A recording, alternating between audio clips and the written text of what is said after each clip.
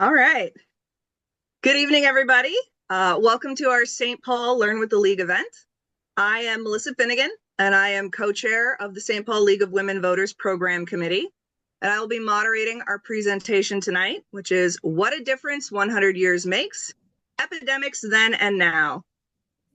We do want to give our thanks to the Roseville and White Bear Lake area leagues for their support of our programs. Do please check out their websites. Also, thank you to St. Paul Neighborhood Network and the Suburban Community Channels for taping and broadcasting our presentations. Our program is being recorded on Zoom. Feel free to type in your questions during the presentation. And in a couple of days, you can watch this and previous programs on our YouTube channel for League of Women Voters of St. Paul. Coming up, we are super excited for our May program, which is 5 years later, the state of anti-racism and global protest against police violence. Dr. Walter Greason and League member Janice Kierton will present new data and a history of social justice protest in Minnesota since 2020. This program will be in person on Sunday, May 18th from 1 to 3 p.m. at the Old Main Hall, 4th floor of Macalester College. The League is fully committed to its nonpartisan nature while educating the public on candidates and issues, as well as promoting reliable and secure elections for our country. For more than 100 years, we have studied issues, we have taken positions, and we have taken action. So check out our website to learn more about membership in the League of Women Voters of St. Paul. We welcome new members throughout the year, so please do give us a try. But now let's get to why you're all here. First, let's give a brief history lesson. So the 1918-1919 influenza pandemic killed more than 50 million people worldwide in 2 years. The first case in Minnesota was identified in September of 1918. And the ensuing outbreak kicked off a series of debates over the wisdom of closing public facilities versus isolating individual cases. And I'm sure that probably sounds a little bit familiar. Sporting events were canceled, restaurants were closed, and buildings with less than 6 stories weren't allowed to use their elevators because the ADA didn't exist in 1918. Gauze masks, as you can see in the photo, were distributed, and the recommendation was that they be boiled after every use. And in the end, an estimated 10 to 12,000 Minnesotans perished from the disease. And then slightly more than 100 years later, we all experienced COVID-19. The first COVID-19 case in Minnesota was announced on March 6th, of 2020. It was an older adult from Ramsey County. By March 15th, the number of cases had climbed to 35. And the next day, Governor Walz announced a temporary 2-week closure of all non-essential businesses. By March 25th, that closure was extended to a stay-at-home order. And from there, we saw months of distant learning, mask requirements, endless Zoom meetings, and even virtual happy hours and holidays. I won't do a full history of the pandemic. We all lived it. But it is important to note that the Minnesota Department of Health is still tracking COVID-19 data. And to date, over 16,000 Minnesotans have died. There's a lot to unpack and to talk about here, so I am absolutely thrilled to welcome Dr. Michael Osterholm to tonight's program. I'm going to go through his list of credentials. Bear with me. Dr. Osterholm is a Regents professor, the McKnight Presidential Endowed Chair in Public Health, and the director of the Center for Infectious Disease Research and Policy, which has the excellent acronym of CIDRAP. He is a member of President-elect Biden's 13-member transition COVID-19 advisory board. He is the former science envoy for health security on behalf of the U.S. Department of State. And he is a New York Times best-selling author for Deadliest Enemy, Our War Against Killer Germs, which I read during the pandemic to the horror of my infant. Dr. Osterholm, thank you for joining us. I do have a few questions to get us started. And again, as a reminder to our viewers, if you have questions, please feel free to type it into the Q&A box, and we'll get to as many as we can during the time that we have. All right, Dr. Osterholm, prior to COVID-19, I think that the pandemic most people were aware of was the 1918 flu pandemic. How did some of the mitigation efforts that society took then mirror what happened in 2020 over 100 years later? And how were they different? Well, first of all, Melissa, thank you very much for having me. It's a real honor. One of the organizations that I have long admired is the League of Women Voters. I think that what you do and how you do it is so critical to an active democracy that assures that the same rights for all and good governance. So thank you to the League of Women Voters. It's interesting you ask about 1918 versus the pandemic of 2020, 2023, in the sense that there were some things that didn't change a bit, and there were some things that obviously did. The things that didn't change a bit is that as time went on through the pandemic, and the one in 1918 actually lasted in many parts of the world up through 1922, so it was a 3 to 4 year period. We saw that there was initially a rally around all those who were infected to try to deal with it. But as time went on, they had many of the social divisions, many of the political divisions that we saw in 2020. And I think that's human nature in the sense of anything that lasts that long, it causes individuals to question doubt, to feel anger, to feel loneliness, and all the things that then manifest in that.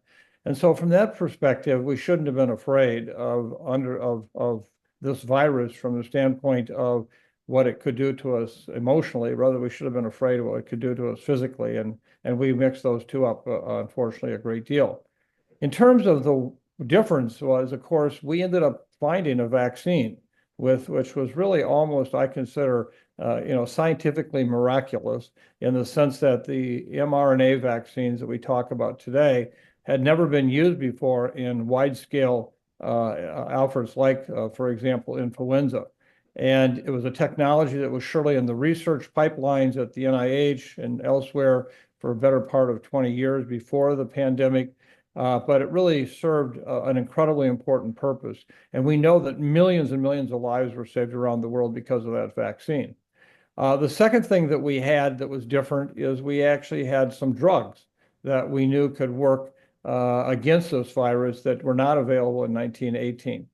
And then last but not least is we had a better understanding of airborne transmission of the virus in 2020, 2021, whereas in 1918 we didn't understand that. And what I mean by that is that there still is a lot of division where people still have great debate about what kind of respiratory protection do you need. But, we started out the 2020 pandemic with a lot of what I guess I would call hopeful efforts, but really were not based on good science. For example, the 6 feet apart ruling with those little discs on the floor where you can stand in line 6 feet apart, or plexiglass, all of those were basically useless in doing anything against this virus. When you have an airborne virus, a virus that literally floats in the air, at that point, it doesn't matter whether you're behind plexiglass, whatever. Think of smoking and cigarette smoke. That's an aerosol. And if you can smell a cigarette, then you would have been basically also breathing in the virus from someone else. And if I dare say that no matter where you went publicly, if somebody was smoking within feet of you, 10 feet upwind, 20 feet upwind, you'd smell it. We didn't have that understanding in 1918. In 2020, we realized you needed to wear what was called an N95 respirator, a type face-fitting mask that actually also has a very unique chemical property to it. It allows air to move in and out relatively easily, and at the same time, it has an electrostatic charge in it, so it traps the virus from coming in. So that you could use these, and these can be highly effective in reducing transmission. In 1918, we were using those cloth masks you saw. And unfortunately, also a lot of people used them in 2020, but they largely are ineffective. They don't do much at all. They may make you feel like you're doing something, but they don't. So there surely were similarities or were differences. And I think the thing that I come back to and I know we'll have an opportunity to talk more about this tonight, is I worry about the next one. Mm-hmm. In fact, I have a book coming out this summer called The Big One, which is about basically a review of what we should have learned from this past pandemic. There are some of us who have literally begged for our government to bring together a commission to look at what went right, what went wrong. A similar model was used in 2001 with the 9/11 Commission, which was not partisan. It didn't point fingers and blame, but it said, what should we have learned from this to better prepare ourselves to prevent such an event in the future? And should it occur, how should we respond? We desperately need that same kind of overview with the COVID pandemic, and we've yet to see it. And I'm not at this point holding out any hope that we're going to see one day that. So we're also destined in the next pandemic, and there will be a next one. It's not a matter of if, it's a matter of when. As I often say, the pandemic clock is ticking. We just don't know what time it is. And whether it's influenza or another coronavirus, I wish we were better prepared for the future. Well, yeah, that's a good insight. And now I know why some affectionately refer to you as Dr. Doom. You just brought the sunshine right there at the beginning. But it's something I've noticed is it seems like there are a number of more pandemic potential diseases, or that they're increasing. So right now we've got avian flu, there's mpox, there's a mystery illness in Congo and others. And my question is, are there actually more diseases for us to worry about? Or is this a situation where we know more, we find more, we report more? Well, it's a combination thereof. Let me back off of those. To cause a pandemic, which is a worldwide epidemic, it really is going to be caused by a respiratory transmitted virus. And the only two family categories right now that fit that bill are the influenza viruses and the coronaviruses. You know, some of us worry about the potential for something like Ebola virus to mutate a bit and be able to do that. We've had some limited experiences in laboratories where we saw transmission between animal models that were 20, 30 feet apart at all times, and yet one transmitted to the other. But we've never seen any evidence in the community of sustained transmission of Ebola. So all the other diseases that you mentioned surely can be big problems, mpox being an example of that. But it's not going to cause you to become infected by being in a public place or space with someone. It's not going to be as a result of having the kind of contact that is required, for example, to transmit a disease like mpox, which you have to actually be able to touch somebody, the body fluids. So in that sense, those are it. The one thing we have to remember today, though, with 8 billion people on the face of the earth, we have basically 4 times as many people as we had in 1918. And today, when you look at all of the potential contact that we have globally, a germ anywhere in the world today can be around the world overnight. And with all these people, many of them living in squalor conditions in developing countries, in low and middle income countries, where hygienic conditions, sanitation is really challenged. That's an area where it could then spill over. And I think that even though we feel like we live in the luxury of a high income country, a modern world country with great sanitation, things like that, these viruses don't know that. They don't know the boundaries. And so whether one is a respiratory virus or one is being brought over by physical contact with body fluids, either way, the world today is one big mixing vessel. That's why we see what we see. We'll continue to see more of these. And I worry desperately because never in my 50-year career in public health have I witnessed a time like right now. We are watching the demise of the public health infrastructure that has been set up globally. The elimination of USAID is going to result in millions of deaths in the next months to years as a result of us withdrawing HIV drugs, malaria nets, tuberculosis treatment and follow-up. When you look at the United States right now, and you say, wow, boy, all these measles cases, there's 300 or 400 measles cases now. Well, take a look at what happened in Europe last year and continues this year. Last year, they had 125,000 cases of measles in Europe. And that's an area that has twice the population of the US, but translated to US numbers, that would be 65,000 measles cases with many, many deaths. And that's all about under vaccination. Europe got Mhm. even more into the uh, uh, anti-vax movement than we did early on, but we're catching up. And so don't be surprised one day if we're talking about measles cases in the thousands. I can't find that as any kind of a possibility. And, after living for the last 50 years working in this business, to think that we'd be at that place today, but we are. And so expect more problems. Expect the fact that we're going to see cuts. Right now, the Minnesota Department of Health, which is one of the crown jewel health departments in the country, they have an amazing team working on infectious diseases. 95% of their budget for infectious diseases is federal money, and that is about to be cut drastically. We will, if nothing else changes, we will have just a shell of our health department here in Minnesota within the next few months. Now, think about all the infectious disease issues that could happen as a result of having no one there to guard the gates to the city. That's going to be huge. And so expect more, expect it to be complicated, and expect that we are going to pay a price for our disinvesting in what we've done in terms of infectious diseases. Okay, one of our viewers actually did have a question about that measles outbreak in Texas. Is it cause for alarm? And can measles mutate? Could it become more dangerous? Yeah. Well, first of all, measles as a virus is likely the most infectious virus that we have. It is Mhm. remarkable. I just have to tell you a little story because my whole career has been, you might say, strung together by outbreaks or episodes that are very instructive. A number of years ago, we had the Special Olympics here in Minnesota, which at that time the Hubert Humphrey Metrodome was still up.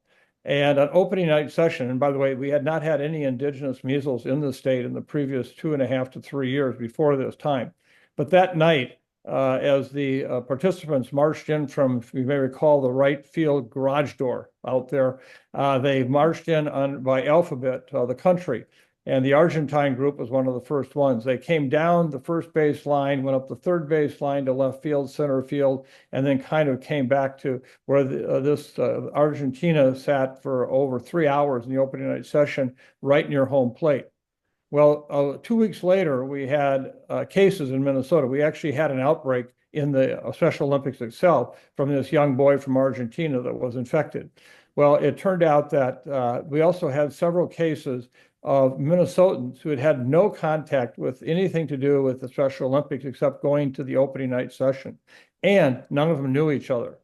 We could trace them all back to sitting within one section of the far, far outside right bleachers, way up where Mark McGwire at the time on steroids couldn't hit a home run at 420 feet.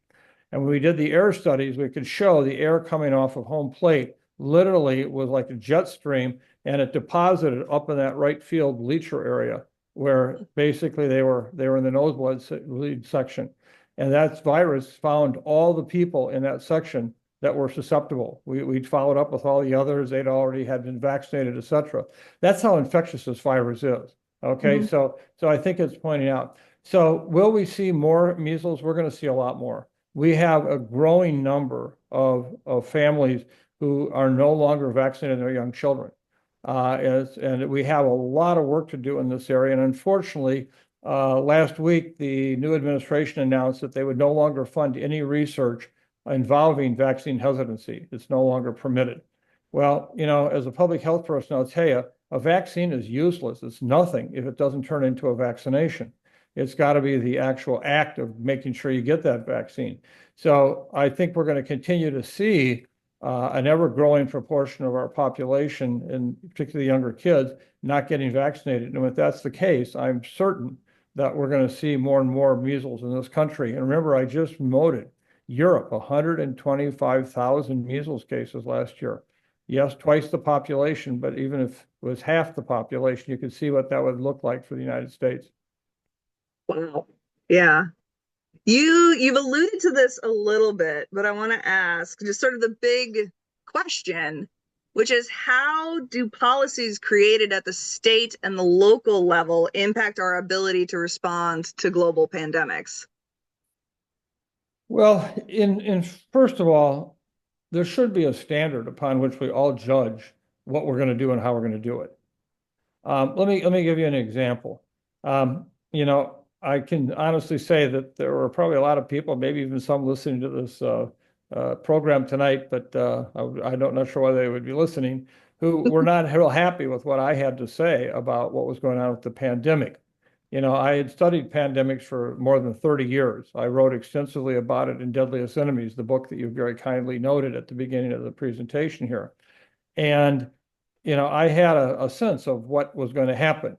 Um, we started following the cases in Wuhan in the end of December. We were one of the first outside of China to actually follow it. We published our first story right after the first of the year on what was happening. And by January 20th, it was clear to me that we were going to have a pandemic. And so we actually put out a statement to that effect saying, get on with it. You know, it took the WHO 2 more months before they finally did declare it a pandemic. But what was interesting was early on, when cases started to occur, we saw people all calling for lockdowns, which I defy anybody to tell me what a lockdown is. Okay, just I defy you to tell me. It's just you know, everybody has a different definition. And I wrote a piece in the Washington Post in February, a month before this was all done. Do not do lockdown. Do not. And I think people thought, well, I'm soft on this or whatever. Well, you know, I saw what was coming. And in fact, on March 10th, just before WHO, I was on the Joe Rogan podcast, and I predicted at that time we could see 800,000 deaths in this country in the next 18 months. And it was 18 months. And unfortunately, that's exactly what ended up being 18,000, 180, excuse me, 800,000 deaths in the next 18 months. And to do a lockdown means you're basically going to sequester yourself for how long? Months and months and months, which is not possible. So what we had to adopt was, well, what is our primary goal? We don't want to overflood the healthcare system. Once you overstress that, the potential to get good care, the potential to actually treat people and save their lives is reduced dramatically. So, you know, I had suggested at that time, rather than do lockdown, which, you know, never work. And by the way, even in Minnesota, which you noted, the governor and what he did, he declared that anyone who was an essential worker did not have to comply with the lockdown, as was noted. And they determined 82% of our population was essential workers. So I can't say that we really had a lockdown in that regard. But the point being is that what I proposed and what I think we should have done is use snow days. And then we could all adjust snow days. In the hospital is approaching 100% or more, we needed to have that number so that people in the community could see where we're at. So you knew which hospital, what their bed capacity was, and where they were at. And if we got over 100%, we had to do whatever we could for at least several weeks to bring that number back down, knowing that we're still going to have cases for months and months to come. But we didn't want to overwhelm the healthcare system. Again, let's give us a better opportunity to save these lives with good medical care. And what we didn't do was that. We saw these big spikes in cases. We saw hospitals overrun. We saw standards of medical care, which were really a challenge. And had we done more of the snow day approach, I think the public would have understood that. They had a number now. They could say, just like if it snows 8 inches, we're going to close schools. Okay. You know, if we had that. There's an example, I think, of a situation that we could have and should have learned from. And we could have handled it that way. It was notable that the Chinese actually did have the ability to do real lockdowns, stringent lockdowns. And in some parts of China, they did that for almost 2 years. As soon as they relaxed those lockdowns, millions and millions of Chinese died. Because in fact, now they were back out there. And again, until the pandemic was over, they're going to be at risk. And I've always said, whether you die the first 6 months, the second 6 months, the third 6 months, or the fourth 6 months of the pandemic, you're pretty much dead. And so what we didn't do is adjust our messaging to what we were trying to accomplish. We were trying to get through what was going to be a long-term. This was not going to be a hurricane where it goes through in 24 hours and then you go into recovery. This was going to be a hurricane every day on our beachhead for months and months and months. And that was never really shared with the public in a way that helped them understand what was coming. Yeah. To that end, every governor in every state did things a little bit differently, and there was a lot of comparisons happening. Do you think there's value to having that state by state approach, or would we be better served from a larger federal framework that we're all working from? Well, I think the reality is that we may be the United States of America, but we surely aren't 50 similar states. And one of the challenges we had was, for example, with vaccine. We saw the blue states where COVID vaccines were much more widely used and accepted, and we saw red states where they were not. And as a result, we saw a substantially higher mortality rate and a number of people dying in red states that were not dying in the blue states. And the big difference was one got vaccine and one didn't. Mhm. Well, that also then translated to other ideas of what would you do or not do? I mean, what kind of efforts would you extend yourself to trying to assure that you didn't get infected? Mask wearing was an example. As I already pointed out, a lot of people wore masks that were useless, but we didn't do a good job of educating the public about what kind of mask you needed to use. But in some states, people at least complied much more readily to using things like a mask when they're in a public place. In that case, that was very different than in some red states where masks were all but banned. Mhm. And so I don't know that we'll ever see all 50 states coming together. I think what we can just do is continue our best effort to continue to put forward the information we have, what we know about it. And one of the things we also have to do is we really have to live this with a dose of humility. There were a lot of things that none of us really knew for certain what was going to happen or how. We saw the new variants arrive over the course of the pandemic. And in some cases, like the Omicron, that was by far the highest number of cases we had, and that was 2.5 years into the pandemic. Mhm. So I think that the challenge that we had was communicating to the public, this is what we know and this is what we don't know. I mean, a good example, and one last other thing, I had worked a lot with coronaviruses from an outbreak standpoint. After 9/11, because I had done so much work in bioterrorism, then Secretary of Health and Human Services, Tommy Thompson, asked me to come and help with bioterrorism preparedness for the country following 9/11. And I spent 3 years out there back and forth. I was at the university 50 and at HHS 50% of the time. And I was there during SARS. And so I got quite involved with the SARS response. I got to understand there was a virus that was not as infectious as SARS-CoV-2, but it killed 10 to 15% of the people. Mm. Then I got very involved with MERS, the Middle Eastern Respiratory Syndrome coronavirus on the Arabian Peninsula.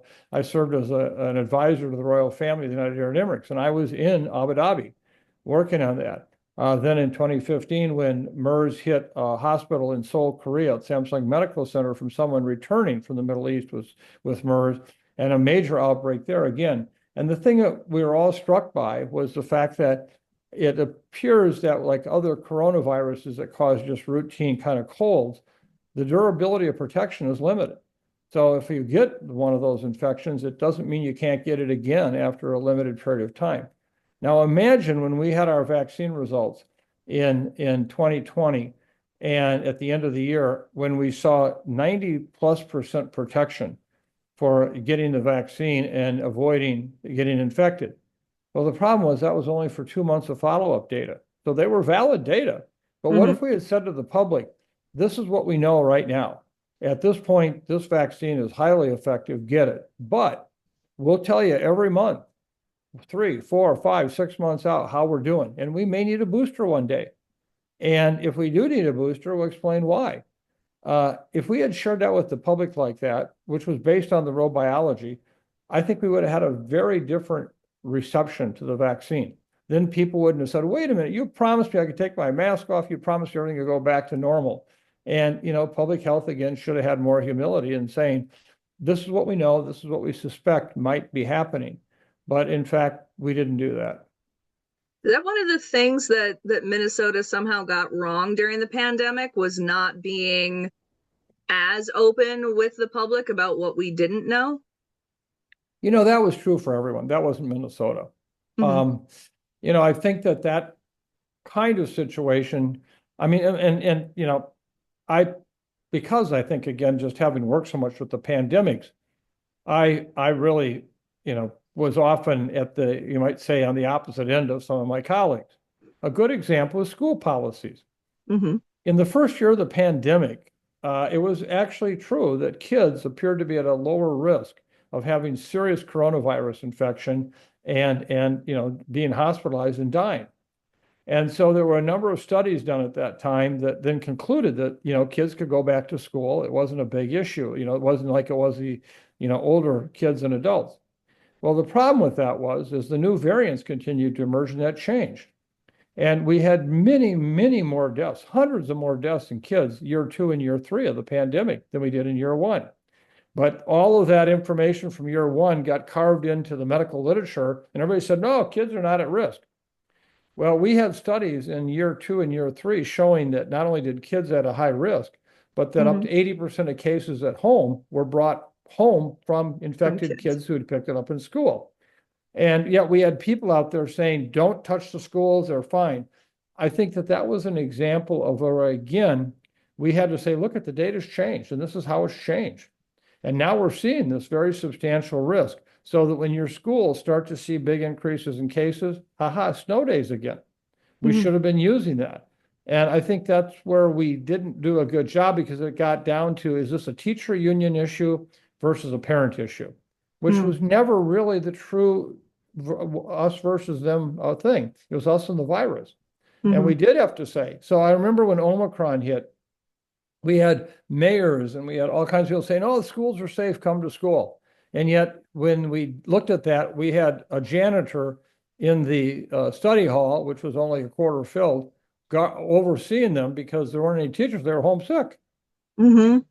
So I think that happened in every state. And again, that's why I come back and say there's lessons to be learned here for a future pandemic to say, look at this is what we learned in COVID.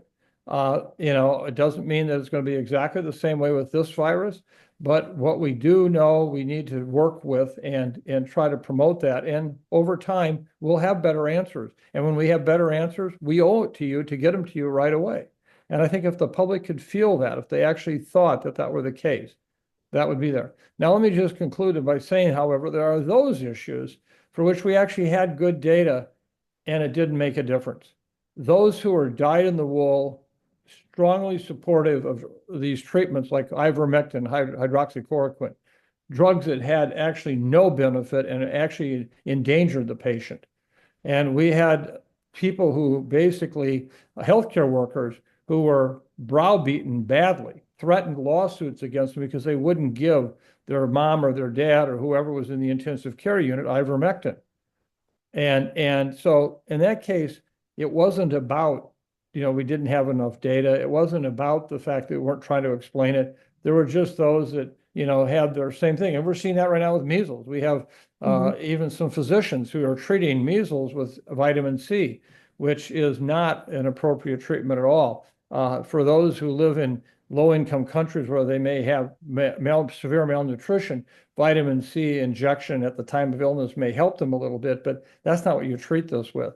And yet we're seeing that today, and it almost reminds me of ivermectin and hydroxychloroquine. But I know there's a bill introduced in the Minnesota legislature this year that would require ivermectin to be sold over the counter. Well, all I Um, can say is that, we all can say we want free choice, but then when these people become seriously ill and die from using this ivermectin at the levels they would use it, we have to ask ourselves that were we any way supportive of that? Are we accomplice to that? Because, mm. they are doing that. Looking to the next pandemic and what we've learned, you've talked a lot about, things we could have learned. Does Minnesota have documented procedures that we'll be able to follow if the next pandemic happens during the next 4 years, given the challenges you mentioned at the federal level? At this point, in order to have plans, you have to have people to conduct those plans and carry them out. And right now, I worry desperately that this country, we're going to see the wholesale destruction of basic public health as we know it. We're watching it happen in front of our eyes. Uh, just keep watching what's going to happen with the number of employees at the CDC, the FDA, et cetera, in the weeks ahead. Already we're seeing information scrubbed from websites. We're seeing speakers that are from the CDC that can no longer attend meetings or be part of public meetings. As you know, they can no longer have any contact with the World Health Organization, which is a major shortcoming relative to keeping up on current international issues. We've always been at the table on these kinds of issues. We're not now. And so I fear that the system that we have now is only going to continue to be more and more broken every day. And I fear that it's going to take the public to see the harm that's going to come from that. I mean, let me just, a story I just have to tell you, because some of you may know that I was very involved with the earliest days of HIV/AIDS. Minnesota was the very first government body in the world to make HIV reportable. I did that as state epidemiologist in the mid-1980s. Throughout the 80s, particularly from mid-80s to the end of the 80s, before we had antiretroviral drugs, we saw so many deaths here in Minnesota from HIV. There were weeks where I would sometimes go to 5 funerals a week. And I can't tell you how painful that was. And once we had the antiretroviral drugs and we started to turn this around, it was like a miracle. Well, President George Bush, starting his program, PEPFAR, the Presidential Emergency Program for Controlling AIDS, actually has had 22 million people in low and middle income countries of this world on antiretroviral drugs right now for literally pennies a day. That has completely turned their life around. They are healthy, they are infected, but they're able to work every day. They're able to be productive members of the community.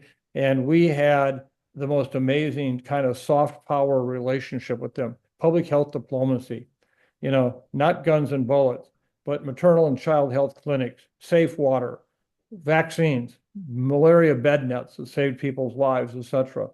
And that's all gone right now. And the reason I wanted to talk about HIV/AIDS, because of those 22 million people that are now losing their drugs, that has kept them alive, also has prevented transmission from infected moms to newborn babies. So we were able to almost interrupt an entire generation of transmission. That's all going to change. And over the course of the next 5 to 7 years, we're going to see so many deaths from AIDS in this world that, like the 1980s, seemed like was just a little warm up.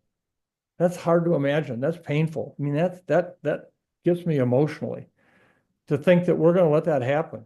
And there's such misunderstanding right now globally, and specifically within this country, that we spend so much money on foreign aid for this kind of thing. It's less than 0.9% of our total federal budget is spent on all of this work that we do around the world. We're not keeping track anymore of H5N1 in poultry around the world. That was USAID that did that. I can go through a laundry list that we're not doing right now. So my real concern is that with the next pandemic, we're going to start off mired in quicksand to our neck before we can even get up and take our first steps in the race. And we didn't have that in the last pandemic. We have that now. So I think that's part of the challenge we're up against right now, is how do we respond when we have this kind of situation, and then overlay that the lack of trust. So I'm sure you'll consider me bad news at this point, but reality is everything, and we have to deal with reality to understand what we can and can't do for the future. Yeah, given the state of things, and I think you have adequately identified where we're at and where we're possibly going, how can families and communities protect themselves? Where can we find reliable information if we can't get it from our typical sources like the CDC? Well, I have no stake in this other than a citizen of Minnesota, and also a state where my kids and grandkids live. Okay. And so I have tomorrow, there's a hearing in the Senate in our state legislature about a $1.5 million appropriation for the Minnesota Department of Health to try to make up for what is going to be these lost amount of money coming in from the federal government. And that doesn't hardly begin to handle it. It's not what you can do necessarily, it's what public health has to do, and then inform you of where you're at or what's happening. Okay. You don't want to cry, foul when fire when there's nothing there. And so it takes public health to do that. And so if you want to do anything, contact your legislator, and share with them just how absolutely important it is to have this kind of funding. And again, talking about, 1.3 to $1.5 million is a small, small, small investment for what it will buy us in terms of infectious disease protection from public health. So that to me is, and that's what the League of Women Voters has been all about, always advocating for good governance, advocating for, consequential actions to help the entire population. And so I hope that some of you will take it upon yourself to help support this very legislation. And I I was going have to no say, ties. I don't have a penny. I have nothing to disclose. I don't get a penny of it. Okay. if you want people to contact their legislators, you are talking to absolutely the right crowd. I'm aware of that, and I'm very honored to be in front of that crowd. And I will thank the league woman who just gave me the info. Is that contact information for your legislators can be found at www.leg.mn. Thank you.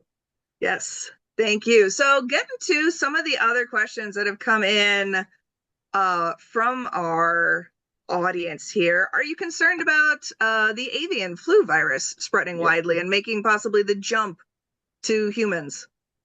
Well, this is one of those ones when people ask me what I think of H5N1, I very honestly say, well, I know a hell of a lot less about it today than I did 10 years ago. Okay. So let me share with you my journey. In all influenza viruses that infect humans originate in birds, particularly waterfowl. And it's a GI virus with them. They basically poop it out. Eventually, the viruses mutate and change enough that they then can also be inhaled and causing a respiratory transmitted disease. Very few avian viruses ever make their way into humans and actually set up shop, meaning that they stay there. That's when you have a pandemic. Sometimes swine get involved because swine have receptor sites for both the bird viruses and human viruses in their lungs. And occasionally, if you get two viruses in a same pig lung, they do a thing called reassortment where they get together and swap out genes and then create a new virus. And that's basically all concern we have. Well, in 1996, H5N1 showed up in the poultry industry of China. And in 1997, we saw the first cases in humans with a large outbreak, 18 cases, 6 deaths in the markets of Hong Kong. And all the birds in the markets in Hong Kong and the Guangdong province were euthanized, taken down. We thought, we saved ourselves, okay? Well, then in 1998, 99, we started seeing it show up again in wild birds. And from the period of around 2000, 2001 till about 2008, we had all these sporadic cases of H5N1 in humans, largely in kids, and their 80% were fatal at that time. At that point, basically, we all were concerned, and I was involved actually with research on H5N1 in Southeast Asia, ended up spending time in Indonesia, in Malaysia, in Thailand, Vietnam, working on this issue. And at that time, we were convinced H5 was going to go. Well, over time, the case numbers continued to dwindle and dwindle and dwindle, and such that by the time we got literally to 2014, 15, there were hardly any cases in humans. We still saw it show up in birds. Well, then we saw a big spike in cases in the Nile River Valley of Egypt, and primarily in duck farmers. And again, we saw, oh boy, this is going to be the next pandemic virus. And then it disappeared again. Kind of just the numbers went down, way down. Well, then in 2002, a new clade, a new family of H5N1. So clades are like families, and showed up. And this one was very different. It started infecting not only large numbers of birds, but it was transmitted to a lot of other animal species, and rarely humans, rarely. Well, then you know the story about what happened with poultry. We continue to see large outbreaks in poultry operations. We continue to see large outbreaks in cattle, in dairy cattle specifically, which the virus is being transmitted via infection in the udder. And at that time, everyone said, oh, this is going to be the next pandemic. Well, I've been here before. And I don't want to make it sound like because it hasn't happened yet, it can't happen. But I'm Hmm. not sure this virus ever has the ability to infect humans in a way that Okay. would cause a pandemic. And we're still seeing that happen, play out right now. That could all change overnight. It's kind of like walking across this flat plains for miles and miles and miles. Very uneventful walk until you take that last step, which is a cliff a mile down. No. And then things change pretty quickly. Okay. That could be a pandemic with Hmm. H5N1. But right now, I don't think we have any evidence to show that that is going to happen. But there will be another influenza pandemic in the future. Please don't forget that. So we need to be better prepared today than we are. And whether it's H5 or it's another one of the H's, then, either way, we're in trouble. Okay. So thinking about flu and the H numbers and the N numbers and everything, are we going to have a flu shot this fall? We have a flu shot now for this year, and we've accepted the World Health Organization's assessment of what the flu shot should look like, even though we were not a final signature on the statement. Okay. It turned Hmm. out that the administration did allow CDC to participate in that meeting that was held in England, actually, in the UK, by Zoom. So we did Okay. have some discussion input, but then the final day, the announcement was made, and we've adopted that. So that particular virus vaccine is now in the hands of the manufacturers for next year. Oh, that makes me feel better. Thank you. I Sure. don't think that was reported, so thank you for that. Yeah. Thinking about the other end of people, do you think wastewater monitoring is useful in tracking infectious diseases across communities? Yes, no, and maybe. The yes part is for a number of infectious agents, there is excretion in the stool of virus particles or parts of the virus, or in some cases, even bacteria, that you can pick up in wastewater. For other infectious agents, we're still not completely clear, particularly respiratory transmitters, how well what occurs in the stool really mirrors what's happening in the community. So it's almost a disease by disease basis. We actually have tracked COVID using wastewater, and it's actually worked pretty well. That one, it appears that there is a relationship there that we can say. So I can't tell you when we see a big spike in wastewater with COVID and SARS-CoV-2, that means we're going to have a big increase in cases. But it surely could predict that. And we saw that with, for example, Omicron, one of the variants. The wastewater went off the top of the chart. And of course, the cases then shortly after went off the top of the chart. So it can be helpful. And I think it's an area where we need to invest a lot more resources in to understand it. Because again, early warning can do a lot to help you be prepared, for the immediacy of an outbreak, and not just a pandemic virus, even other viruses that may show up in your community. Okay, that's good to know. Just a reminder to our listeners, if you do have a question, please put it in the Q&A box at the bottom of your screen. We've talked a lot about infectious diseases. I'm going to pivot us a little bit because do you have any insight, given your knowledge on infectious disease and human behavior, on events that might mimic a similar type of worldwide emergency, weather events, electric grid failures, crop failure or starvation or something? And then what could people do to prepare given what we've learned through pandemics on human behavior? Well, let me first of all kind of paint the concept of what it means to be prepared. Mm-hmm. And this is true for whether it's an infectious disease or another calamity. Um, if you look here in the Twin Cities, and in fact for the whole state of Minnesota, one of the most well-funded fire departments is the Minneapolis-St. Paul International Airport Fire Department. It's remarkable. The equipment's top line. The firefighters are top deck trained individuals. Um, and if you look at the airport's history on accidents of plane crashes, two big planes have gone down over the history of the airport's location there. Both went down in South Minneapolis in the 1950s, and both of them were handled by the Minneapolis Fire Department. The airport fire department wasn't involved. We spend a lot of money keeping that airport fire department going. People would say, "Boy, why do we do that? We never had a problem." Because you can't buy something the moment you need it. And we wouldn't operate that airport for 1 second without that in place. And think about what happened just a little over a month ago in Toronto when that Hmm. Delta flight from Minneapolis wing hit, tipped over, and the fire started. The fact that everyone survived is remarkable, but had that fire truck not been there within 90 to 100 seconds after the plane was down and started spraying that foam, that fire, as it was leaking, the gas was leaking out of the broken wing, that would have been a calamity of those people burning to death. That investment that the Toronto airport had in that fire department was paid in huge dividends in just that one incident. We don't think nearly enough like that for the big calamities in our life. Okay. We just Hmm. don't think about what would it take and what do we need. You could not have imagined necessarily the fires that hit LA over the course of the recent months Hmm. and a way that they occurred.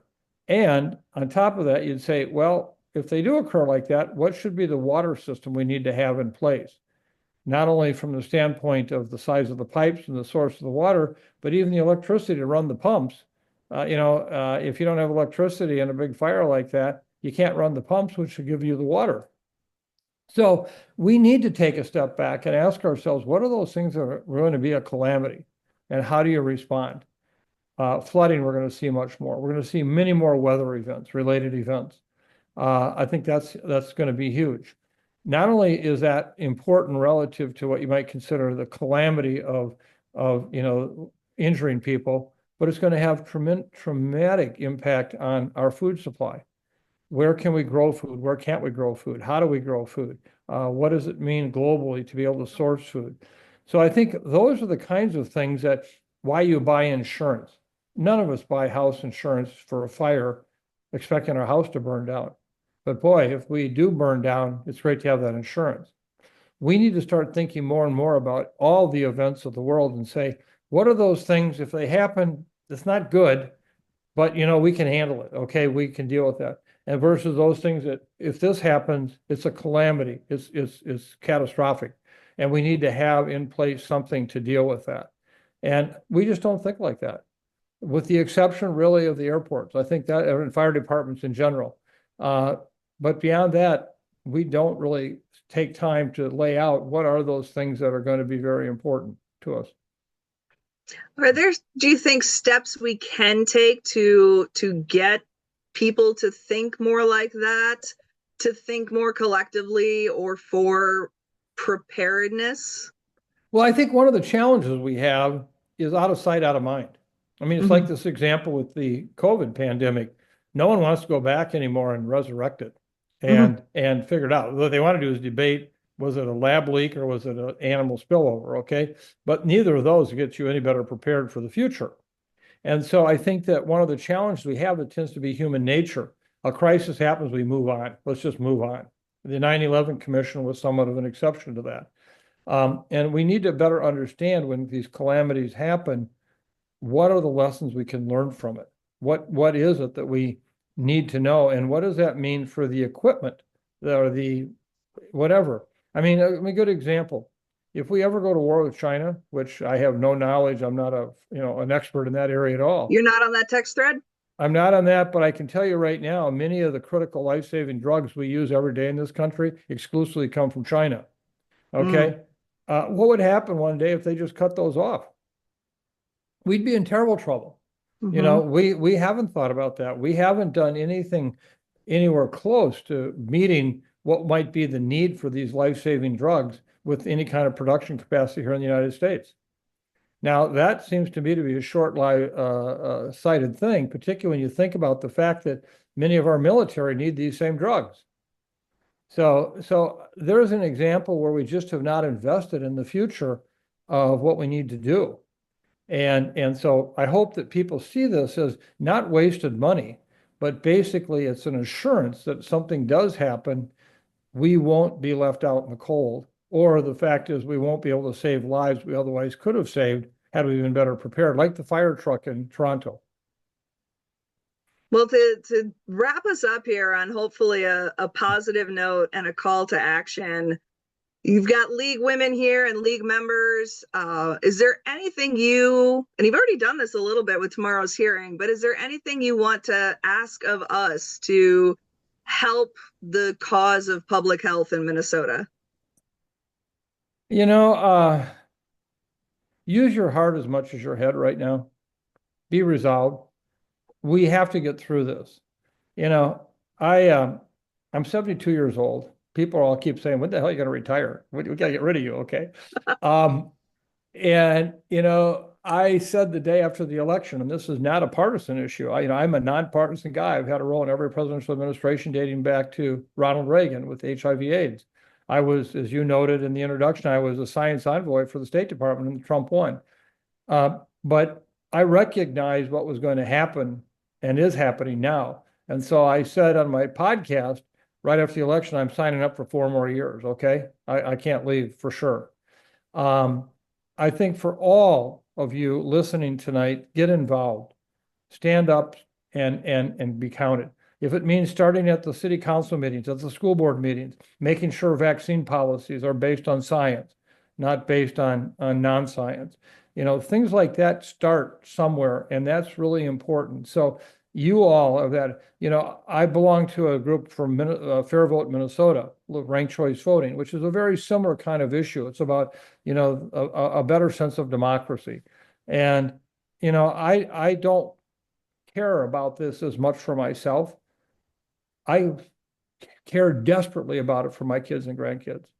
And I could not do what I do if it weren't for the fact that every time I see their smiling faces, I realize this is about them. And so I hope all of you on the screen tonight think the same way. This is not about you. This is about your kids and grandkids. And I think that, to me, that's what keeps me going. And I hope it helps keep others going that stay, in the middle of it all. Thank you, Dr. Osterholm. And I know we didn't get the data out, but the bill is Senate File 2669, and the hearing is it's Thursday in Senate Health and Human Services. So again, that's Senate File 2669 and Thursday, Senate Health and Human Services. Dr. Osterholm. Thank you for getting the day right on that. You're right. Yeah, I appreciate that. It is Thursday. Thank you. Not a problem. Thank you so much for being here tonight and joining us. I know I found it fascinating. I hope that everybody who joined us found it interesting as well. And as we wrap up here, I'm just going to share my screen one more time. And thank you to the League. Thank you to the League. Thank you.